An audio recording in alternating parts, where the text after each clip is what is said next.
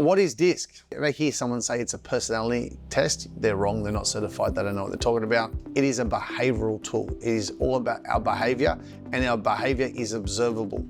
So the D stands for dominant, the I stands for influence, S stands for steady, and the C stands for compliance. So the D is direct, to the point, very, very good leaders. On the negative side, they can be dictators and bullies as well. So you've got to make sure they've got a high emotional intelligence as well as the behavioral style you're looking for if you're benchmarking a role.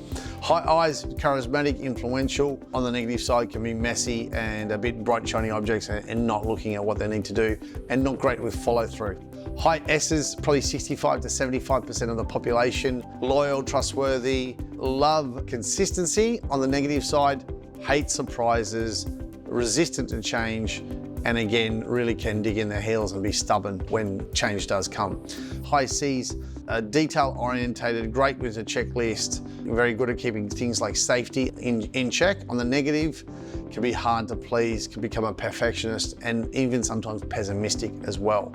So when you can start to see the cues on these people before you even do an assessment through what we teach you, I can tell in about 5 to 15 seconds what their primary behavioral style is, which helps me close more sales and manage people much, much better.